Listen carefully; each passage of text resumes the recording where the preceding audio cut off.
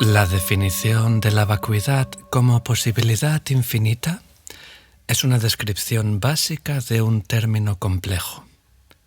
Un aspecto de significado más sutil, que quizá no entendieron los primeros traductores, es la implicación que todo lo que emerge de este potencial infinito, ya sea un pensamiento, una palabra, un planeta o una mesa, no existe verdaderamente como una cosa en sí misma, sino que es el resultado de numerosas causas y condiciones. Si alguna de estas causas y condiciones cambia o deja de estar, surgirá un fenómeno diferente. Como los principios detallados en el segundo giro de la rueda del Dharma, la mecánica cuántica suele describir la experiencia no en los términos sencillos de una única cadena de sucesos que llevan a un resultado único, sino como probabilidades de sucesos y ocurrencias, lo cual se aproxima curiosamente a la comprensión budista de la verdad absoluta, que admite teóricamente toda una variedad de resultados. Interdependencia. Aquello que depende de las condiciones se entiende que está vacío. Para dar un ejemplo sencillo, puedes imaginar dos sillas, una que tiene 4 patas sólidas y una con 2 patas buenas y 2 medio partidas. Si te sientas en la que tiene las 4 patas enteras, estarás cómodo, pero si te sientas en la otra acabarás en el suelo. A nivel superficial se puede decir que ambas son sillas, pero tu experiencia de cada silla será inconfundiblemente distinta, porque las circunstancias básicas no son las mismas. Esta conjunción de causas distintas se conoce en términos budistas como interdependencia. En el mundo que nos rodea podemos ver el principio de interdependencia en acción en todo momento. Una semilla, por ejemplo, lleva en sí el potencial de germinar y convertirse en un árbol, un arbusto o una vid. Pero este potencial solo se puede realizar en ciertas condiciones. Es necesario plantarla, regarla y darle la luz que necesita. Y aún en las condiciones más perfectas, lo que crece dependerá siempre del tipo de semilla que se plantó. Una semilla de manzana nunca dará un naranjo, ni una semilla de naranja puede convertirse en un árbol que de repente dé manzanas. Así pues, incluso en el interior de una semilla se aplica el principio de la interdependencia. De la misma forma, las opciones que tomamos en nuestra vida cotidiana tienen un efecto relativo que pone en movimiento causas y condiciones, que a su vez generan consecuencias inevitables en el ámbito de la realidad relativa. Los actos relativos que elegimos son como piedras lanzadas a un estanque. Aunque la piedra no caiga muy lejos, allí donde cae, se generan unas ondulaciones concéntricas que se propagan a partir del lugar que alcanzó la piedra. Es imposible que esto no ocurra, a menos, por supuesto, que tengas tan mala puntería que la piedra caiga fuera del estanque y atraviese la ventana de tu vecino, en cuyo caso el tipo de consecuencias será de un tipo muy distinto. De la misma manera, las ideas que albergas acerca de ti mismo, como no soy lo suficientemente bueno, estoy demasiado gordo o ayer cometí un terrible error, están siempre basadas en causas y condiciones previas. Quizá la noche pasada no dormiste bien, o quizá alguna vez alguien te dijo algo que no te gustó, o quizá tienes hambre y tu cuerpo reclama a gritos las vitaminas o minerales que necesita para funcionar bien. Algo tan sencillo como la falta de agua puede producir cansancio, dolores de cabeza y dificultad para concentrarse. Hay toda una variedad de factores que pueden determinar la naturaleza de tu experiencia relativa sin cambiar la realidad absoluta de quién eres. Desde el punto de vista neurocientífico, cualquier acto de percepción requiere de 3 elementos esenciales: un estímulo, como una forma visual, un sonido, un sabor o algo que tocamos o que nos toca, un órgano sensorial y un conjunto de circuitos neuronales en el cerebro que organizan y dan sentido a las señales que reciben del órgano sensorial. Si examinamos, por ejemplo, cómo el sentido de la vista percibe un plátano, los científicos explicarán que los nervios ópticos, o sea, las neuronas sensoriales del ojo, detectan primero un objeto amarillo, alargado y curvado, que posiblemente tenga manchas oscuras en sus extremos. Excitadas por este estímulo, las neuronas empiezan a mandar mensajes al tálamo, una estructura neuronal ubicada en el centro mismo del cerebro. El tálamo viene a ser como un conmutador central, como los que se ven en las películas antiguas donde se organizan las señales sensoriales antes de reenviarlas a otras regiones del cerebro. Cuando los mensajes de los nervios ópticos han sido organizados por el tálamo, son reenviados al sistema límbico, la región cerebral que se dedica principalmente a procesar las respuestas emocionales y las sensaciones de placer y de dolor. En este momento el cerebro hace una especie de juicio inmediato y decide si este estímulo visual, en este caso un objeto amarillo, alargado y curvado con manchas pardas en sus extremos, es algo bueno, malo o neutro. Solemos llamar reacciones instintivas o viscerales a estas respuestas inmediatas, como las que nos produce a veces la presencia de ciertas personas, aunque no se producen enteramente en el estómago. Es sencillamente más fácil usar este término abreviado que entrar en detalles sobre una estimulación de las neuronas de la región límbica. A la vez que esta información se procesa en la zona límbica, simultáneamente es transmitida a las zonas superiores del neocórtex, la región esencialmente analítica del cerebro, que la organiza en esquemas, o más concretamente conceptos, que nos sirven de guía o mapa a la hora de navegar por nuestro mundo cotidiano. El neocórtex evalúa estos esquemas y llega a la conclusión que el objeto que ha estimulado nuestras células nerviosas ópticas es en realidad un plátano. Y si el neocórtex ya ha creado el esquema o el concepto de un plátano, ofrecerá también toda clase de detalles asociados basados en nuestras experiencias previas, como el sabor de un plátano, si nos gusta este sabor o no, y toda clase de detalles vinculados con nuestro concepto de un plátano. Todo esto junto nos permite decidir precisamente cómo respondemos a este objeto que vemos como un plátano. Lo que acabo de describir no es más que un esbozo muy básico del proceso de percepción, pero basta con tener una pequeña idea de este proceso para comprender un poco cómo cualquier objeto, incluso algo muy ordinario, se puede convertir en causa de felicidad o de sufrimiento. Cuando hemos llegado al punto de reconocer el plátano, ya no estamos viendo el objeto original. Lo que vemos es una imagen construida por el neocórtex, y esta imagen está condicionada por una inmensa variedad de factores, como el entorno en que nos encontramos, nuestras expectativas y experiencias pasadas, además de la propia estructura de nuestros circuitos neuronales. En el interior mismo del cerebro se puede decir que el proceso de la percepción sensorial y todos estos factores son interdependientes, en el sentido que tienen una influencia constante unos sobre otros.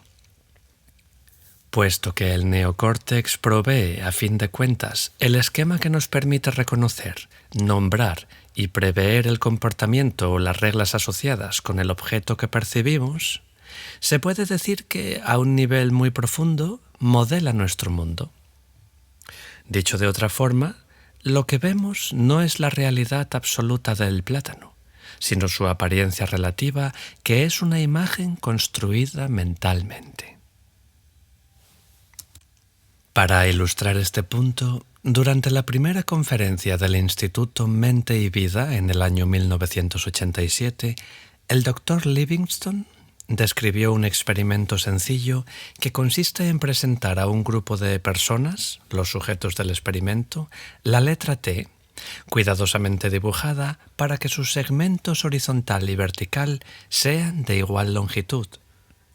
Cuando se les preguntó cuál de los dos segmentos era más largo, las personas dieron 3 respuestas diferentes, que variaban según sus orígenes. Las personas que vivían o habían crecido en entornos más bien planos, como en Holanda, por ejemplo, solían ver el segmento horizontal o llano como más largo. En cambio, las personas que vivían o habían crecido en un entorno montañoso y que por tanto tenían más tendencia a percibir las cosas en términos de arriba y abajo, estaban en su mayoría convencidas que el segmento vertical era más largo. Solo unas pocas personas fueron capaces de reconocer que los dos fragmentos eran igual de largos. En términos estrictamente biológicos, el cerebro es un participante activo en el proceso de dar forma y condicionar nuestra percepción.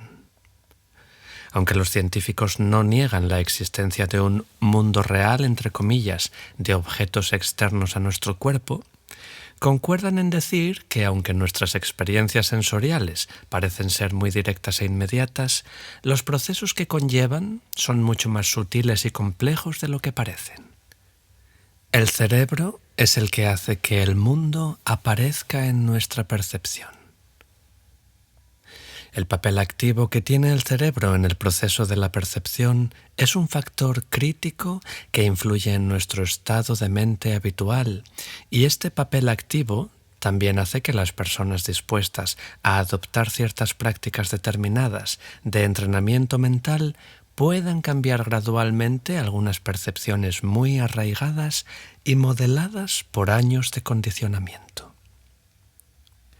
Con este nuevo entrenamiento, el cerebro puede desarrollar nuevas conexiones neuronales con las cuales se pueden no solo transformar las percepciones que ya tenemos, sino también ir más allá de nuestras condiciones mentales habituales como la ansiedad, el sentimiento de desamparo y el dolor, y aproximarse más a una experiencia duradera de felicidad y paz.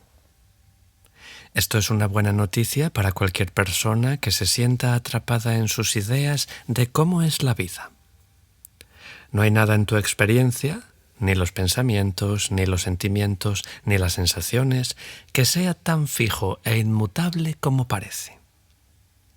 Tus percepciones no son más que aproximaciones burdas a la verdadera naturaleza de las cosas. En realidad, el universo en el que vives y el universo en tu mente conforman un todo integrado. Según han explicado los neurocientíficos, físicos y psicólogos, en su empeño audaz por describir la realidad en términos objetivos y racionales, la ciencia moderna ha empezado a devolvernos un cierto sentido de la magia y la majestuosidad de la existencia. Sujeto y objeto. Una visión neurocientífica. El pensamiento dualista es la energía dinámica de la mente. Armados con un poco más de información sobre la física y la biología, podemos plantearnos algunas preguntas más profundas acerca de la realidad absoluta de la vacuidad y la realidad relativa de la experiencia cotidiana. Por ejemplo, si lo único que percibimos es una imagen de un objeto y el objeto mismo, desde el punto de vista de los físicos, es una masa arremolinada de partículas diminutas. ¿Cómo es que percibimos los objetos que tenemos delante, como una mesa, como si fueran sólidos? ¿Cómo podemos ver y percibir un vaso de agua sobre la mesa? Si nos bebemos el agua, nos parece bastante real y tangible. ¿Cómo puede ser esto? Si no la bebemos, tendremos sed. ¿Por qué? Bueno, pues, para empezar, nuestra mente se implica de muchas maneras en un proceso que se conoce como zimpa, un término tibetano que significa aferrarse. Zimpa es la tendencia que tiene la mente a aferrarse a los objetos como si fueran intrínsecamente reales. El entrenamiento budista propone una alternativa en la que, en vez de experimentar la vida desde una perspectiva basada en el miedo y centrada en la supervivencia, es posible experimentarla como un despliegue de ocurrencias curiosas y maravillosas. La diferencia entre las dos se puede ilustrar con un ejemplo sencillo. Imagina que sostengo mi mala, una sarta de cuentas que se usa en la oración, algo así como un rosario en la mano, con la palma vuelta hacia abajo. En este ejemplo, el mala representa todas las posesiones que las personas suelen considerar que necesitan: un lindo coche, ropas de calidad, buena comida, un trabajo bien pagado, una casa confortable y demás. Si agarro el mala muy firmemente, siempre parece que alguna parte se me escapa y cuelga fuera de mi mano. Si intento asir el trozo que se escapa, un trozo más largo se escabulle entre mis dedos, y si intento rescatarlo, se escapa un trozo aún más largo. Si continúo con este proceso, se me acabará cayendo el mala entero. Sin embargo, si giro la palma de mi mano hacia arriba y dejo que el mala repose sencillamente sobre mi palma abierta, no se me cae nada, y las cuentas reposan holgadamente en mi mano. Para poner otro ejemplo, imagina que estás sentado en una sala llena de personas y observas una mesa en la parte delantera de la sala. Tu tendencia será ver la mesa como un objeto en sí mismo, un todo completo, algo independiente de toda observación subjetiva. Pero la mesa está compuesta de partes: un tablón arriba, las patas, los lados, una parte delantera y una parte trasera. Si te fijas en el hecho que está constituida de todas estas partes, ¿puedes definirla realmente como un objeto singular? En su exploración del cerebro, que funciona sin ningún director, los neurocientíficos han descubierto que los cerebros de los seres sensibles han evolucionado explícitamente para poder reconocer patrones y responder a ellos. De los miles de millones de neuronas que conforman el cerebro humano, hay neuronas específicamente adaptadas para detectar formas y otras dedicadas a detectar olores, sonidos, movimientos y así sucesivamente. Al mismo tiempo, nuestro cerebro contiene mecanismos que nos permiten extraer lo que los neurocientíficos llaman relaciones globales o pautas. Considera, para poner un ejemplo familiar, el pequeño grupo de símbolos visuales que se llaman emoticonos y se suelen poner en los mensajes de correo electrónico, WhatsApp, Line, etc. Cuando escribimos, por ejemplo, : paréntesis, este grupo se puede reconocer fácilmente como una cara sonriente, donde los dos puntos son los ojos, el guión es la nariz y el paréntesis es la boca. En cambio, si reordenamos estos símbolos para formar el paréntesis primero, después el guión y los dos puntos, el cerebro no reconocerá el patrón e interpretará las formas solamente como puntos, líneas y curvas aleatorias. Los neurocientíficos han explicado que estos mecanismos de reconocimiento de patrones operan casi simultáneamente con el reconocimiento neuronal de las formas, colores y demás, mediante el proceso de sincronía neuronal, que, explicado en términos sencillos, significa que las neuronas de distintas áreas muy separadas del cerebro comunican espontánea e instantáneamente entre sí. Por ejemplo, cuando se perciben las formas : paréntesis, en este orden preciso, las neuronas correspondientes generan mensajes entre ellas, de forma espontánea pero precisamente coordinada, que representan el reconocimiento de un patrón específico. Cuando no reconocen ningún patrón, estas neuronas envían señales aleatorias. Esta tendencia a identificar patrones u objetos es el ejemplo biológico más claro que he encontrado hasta ahora del CIMPA. Imagino que debe haber evolucionado como algún tipo de función de supervivencia, ya que la capacidad de distinguir entre los objetos dañinos, provechosos y neutros puede ser muy útil. Como explicaré más tarde, los estudios clínicos indican que la práctica de la meditación amplía el mecanismo de la sincronía neuronal hasta tal punto que la persona puede empezar a reconocer conscientemente que su mente y los objetos o experiencias que esta mente percibe son una misma cosa. Dicho de otra forma, la práctica prolongada de la meditación acaba disolviendo las distinciones artificiales entre sujeto y objeto, lo cual a su vez nos ofrece la libertad de determinar la cualidad de nuestra experiencia y de distinguir lo que es real de lo que es una mera apariencia. Disolver la distinción entre sujeto y objeto no significa en absoluto que toda nuestra percepción se desdibuje o se vuelva indistinta. Sigues percibiendo las experiencias en términos de sujeto y objeto, pero al mismo tiempo reconoces que la distinción entre ellos es básicamente conceptual. En otras palabras, la percepción de un objeto no es distinta de la mente que lo percibe.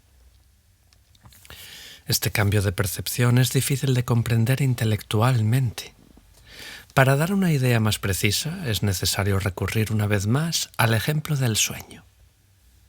En un sueño, si reconoces que lo estás experimentando, es solo un sueño. Entonces reconoces que todo lo que experimentas en el sueño está ocurriendo únicamente en tu mente. Este reconocimiento te libera de las limitaciones de los problemas de sueños, del sufrimiento de sueños y de las limitaciones de sueños. El sueño no se interrumpe, pero el hecho de reconocerlo te libera de cualquier sufrimiento o molestia que se presente en el guión de tu sueño. El miedo, el dolor y el sufrimiento dejan lugar a un sentimiento de asombro casi infantil. ¡Hala! Mira todo lo que es capaz de producir mi mente.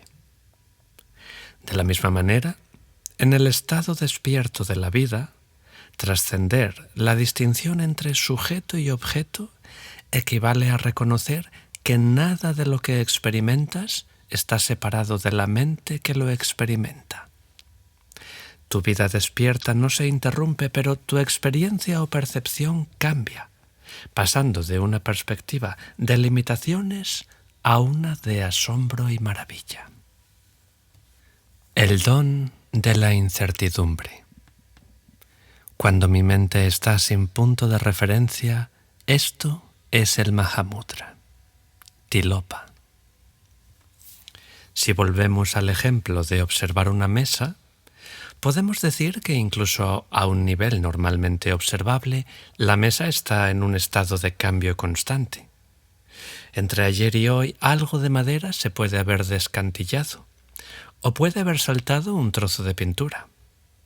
Y si contempláramos la mesa desde la perspectiva de la física, a nivel microscópico veríamos que la madera, la pintura, los clavos y la cola con los que está hecha la mesa están compuestos de moléculas y átomos, a su vez hechos de partículas, que se mueven rápidamente y fluctúan por la amplitud del espacio subatómico.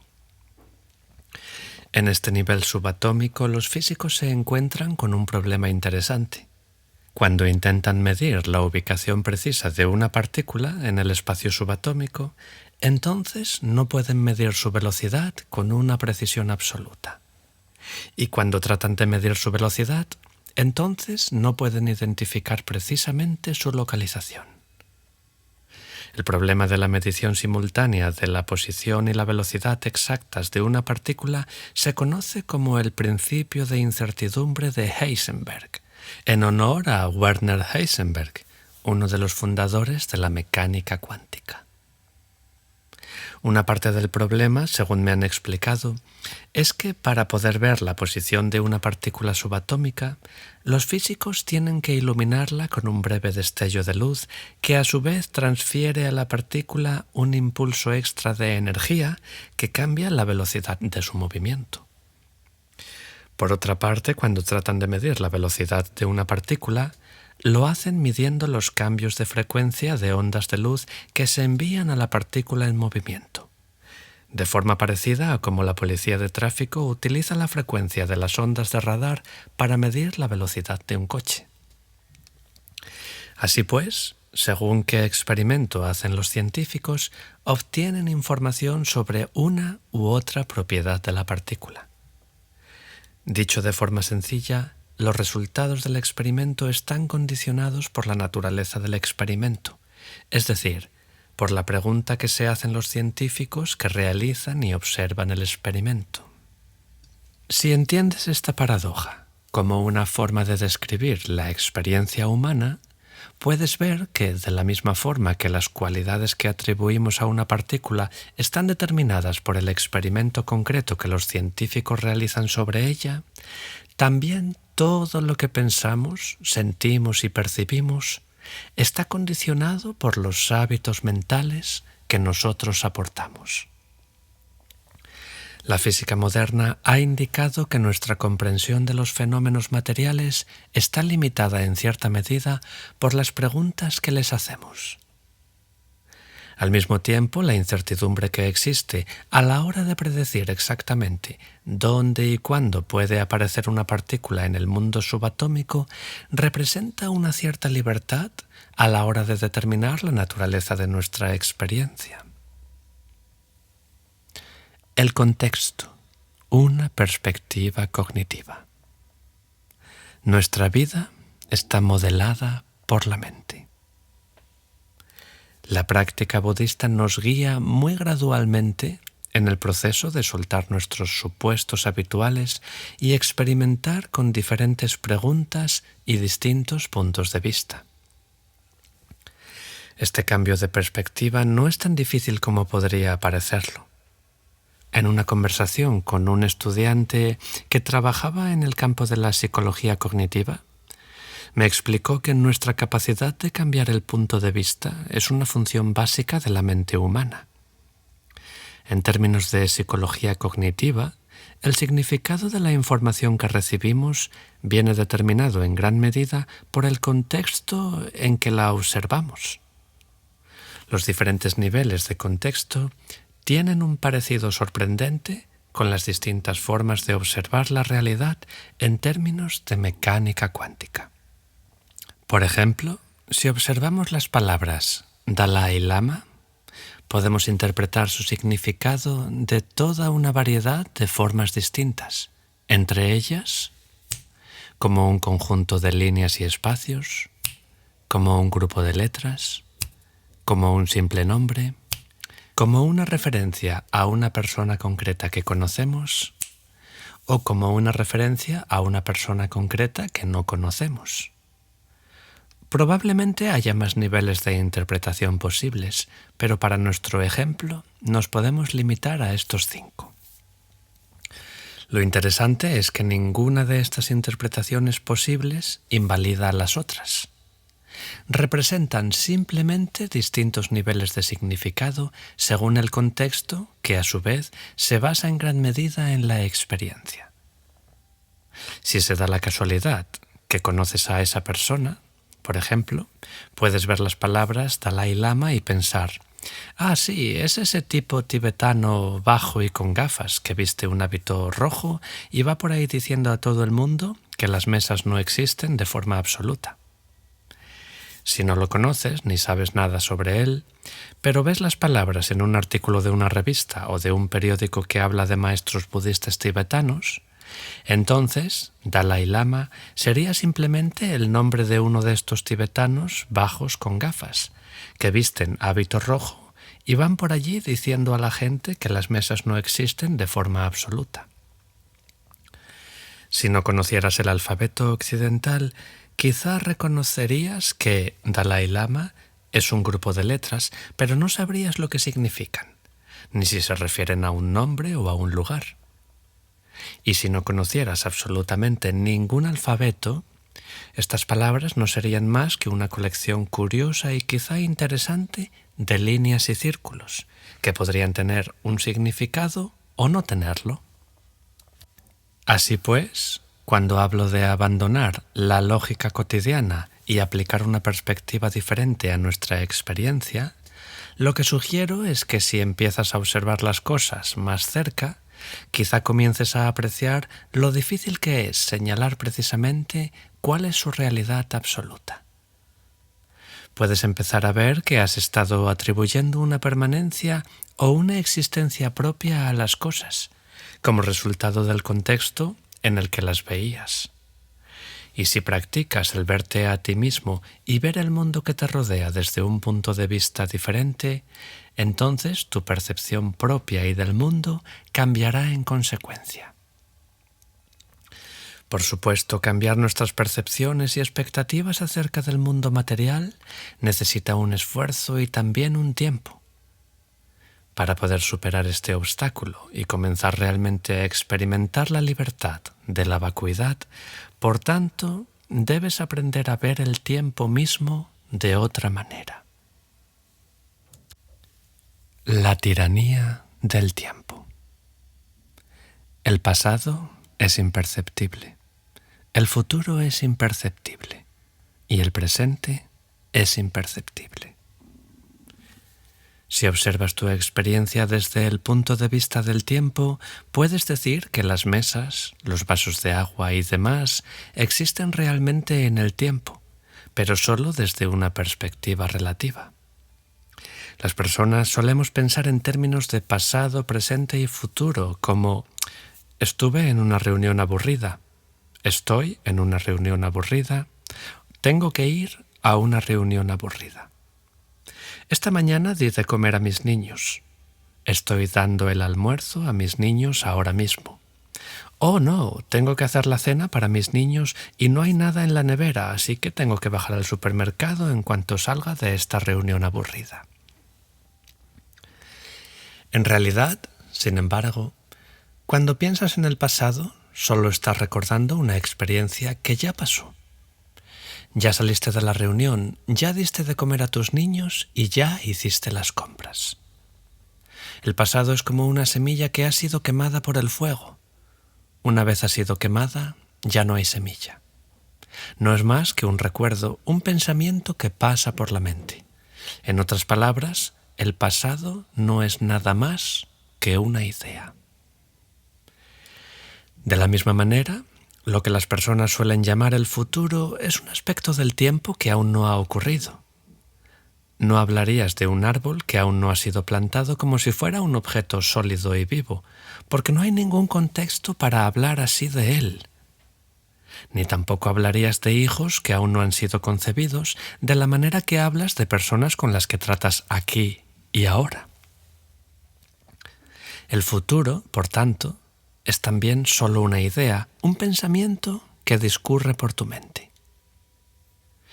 ¿Qué es entonces lo que queda como verdadera experiencia? El presente. Pero, ¿cómo es posible definir el presente? Un año está compuesto de 12 meses. Cada día de cada mes está compuesto de 24 horas.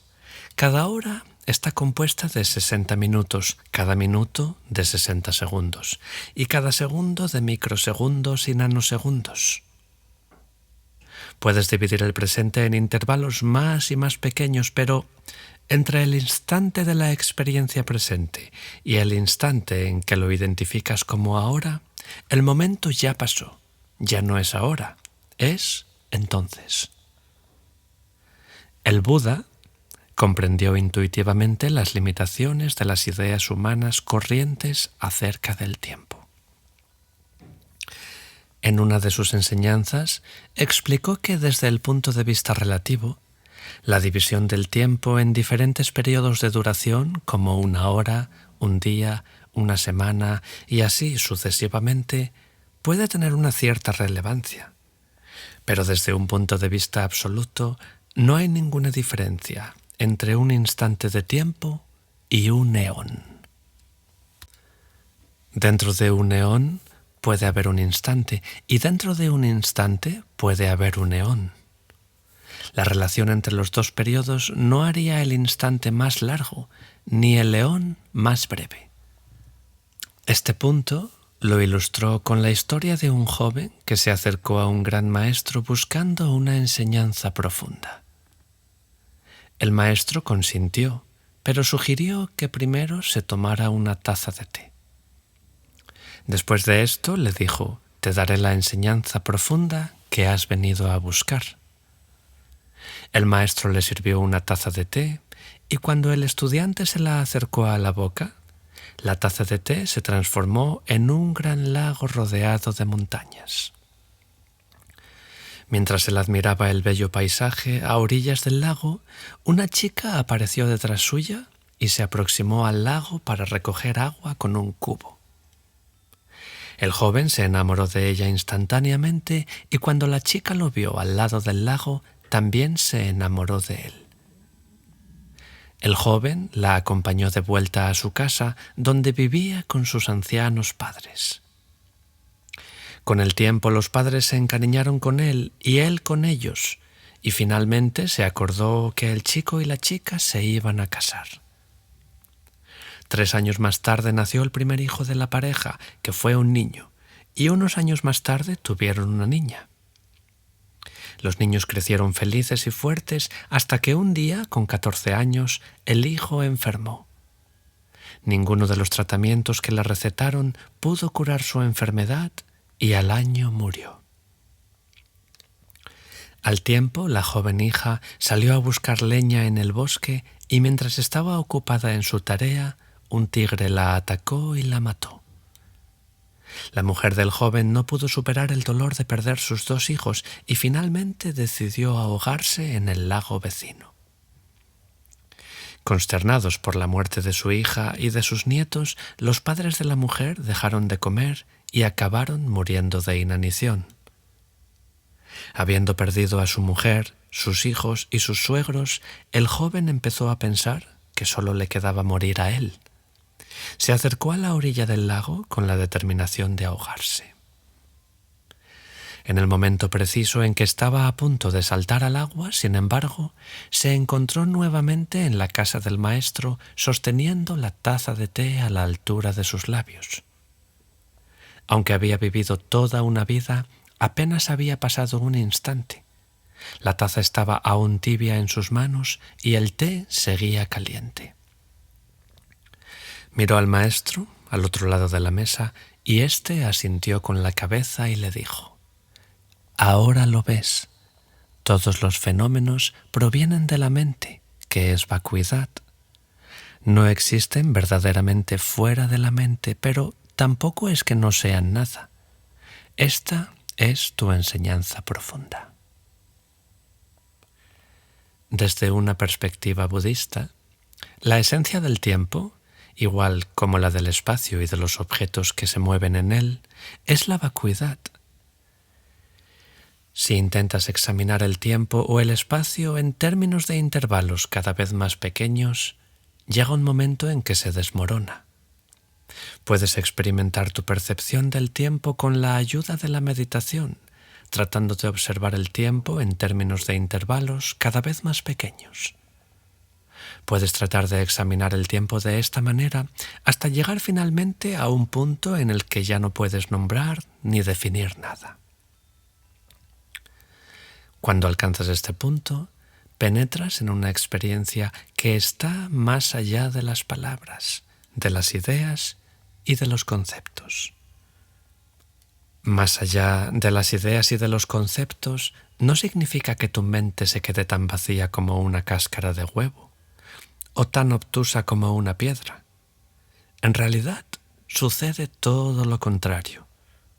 Tu mente se hace mucho más amplia y abierta. Sigues percibiendo los sujetos y los objetos, pero de una manera más ilusoria.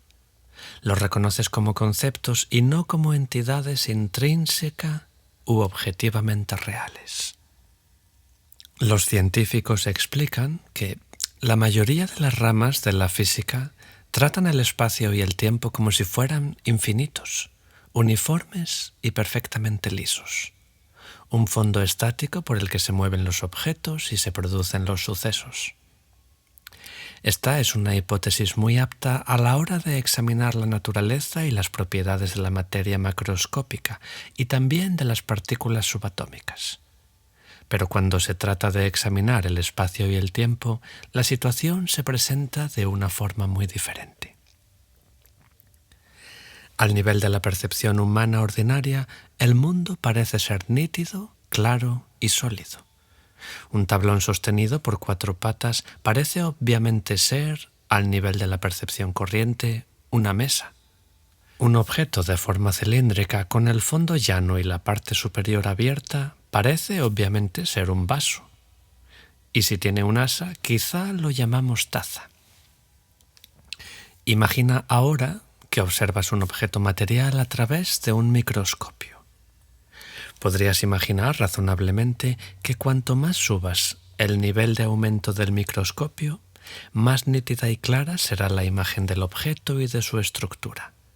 Pero en realidad ocurre todo lo contrario. Cuando nos aproximamos a un aumento tal que permita ver los átomos individuales, el mundo empieza a hacerse borroso y la mayoría de las reglas de la física clásica quedan atrás. Entramos en el reino de la mecánica cuántica, donde, como hemos explicado antes, las partículas subatómicas fluctúan al azar por aquí y por allá, y aparecen y desaparecen cada vez más deprisa. Si nos acercamos aún más para poder ver objetos más y más pequeños, llega un momento en que nos encontramos que el espacio mismo empieza a fluctuar. En el espacio mismo aparecen minúsculas curvas y rizos que aparecen y desaparecen a una velocidad inconcebible. Esto ocurre a unas escalas increíblemente diminutas, tan pequeñas en comparación con un átomo como el átomo lo es respecto al sistema solar. Los físicos han dado a este estado el nombre de espuma espaciotemporal.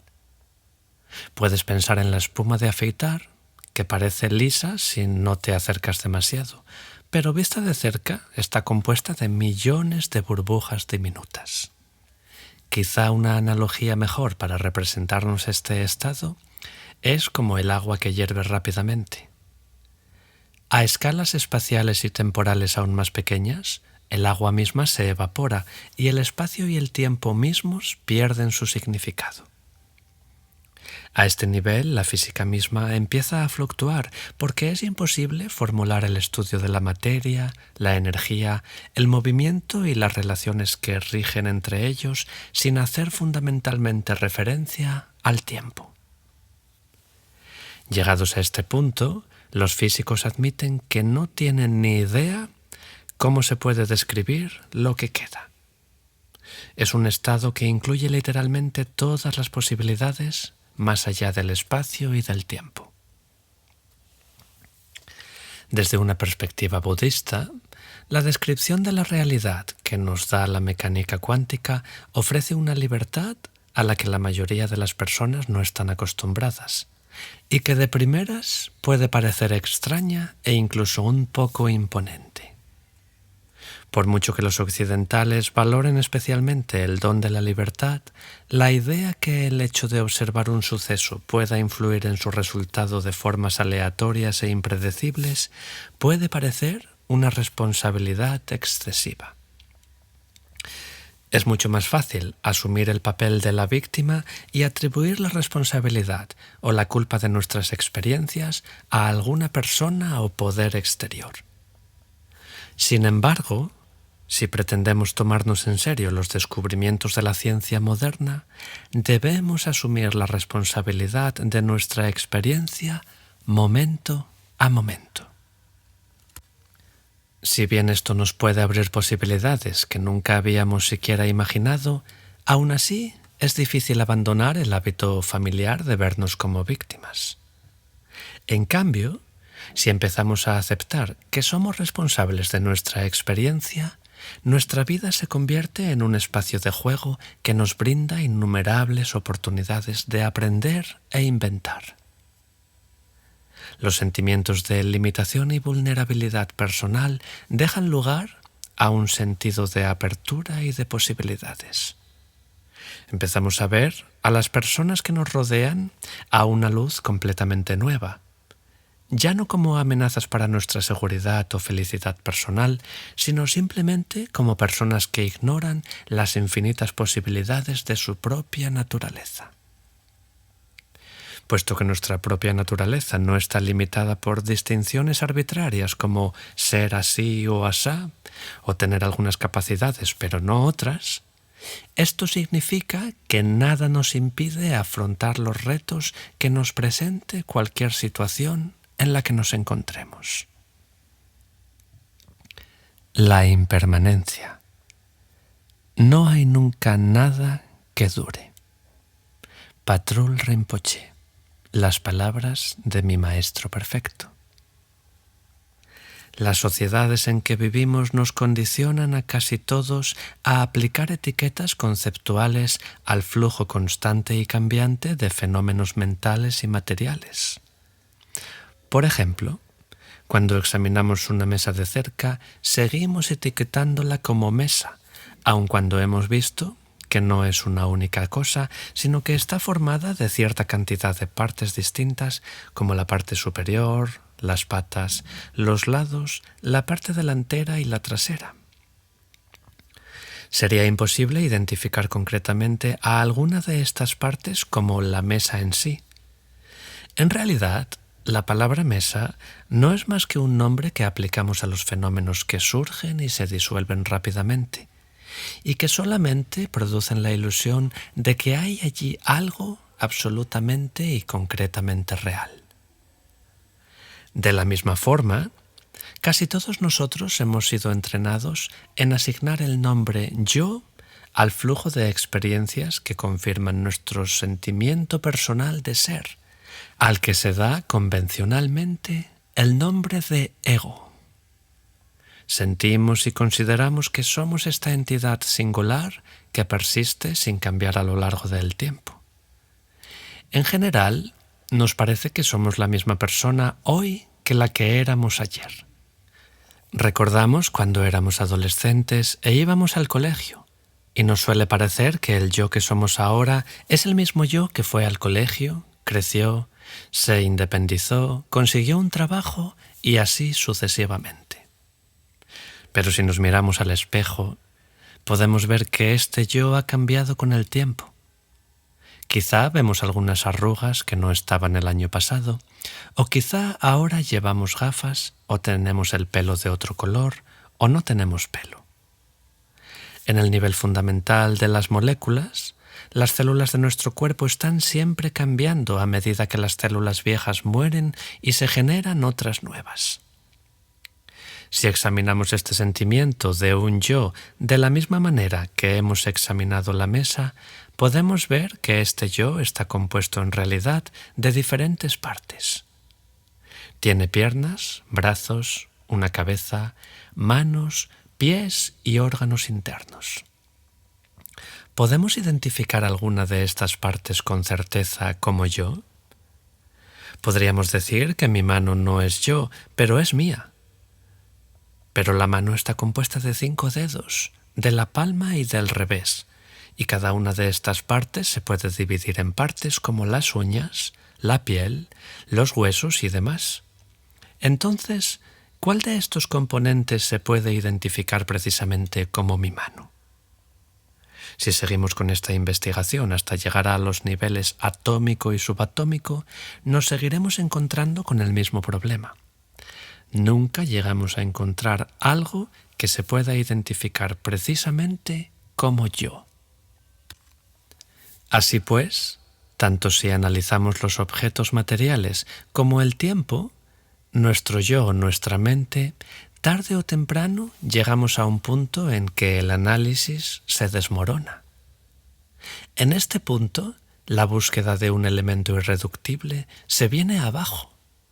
Y en este momento, cuando soltamos la búsqueda de ese algo absoluto, es cuando saboreamos por primera vez la vacuidad, la esencia infinita e imposible de definir la realidad tal y como es.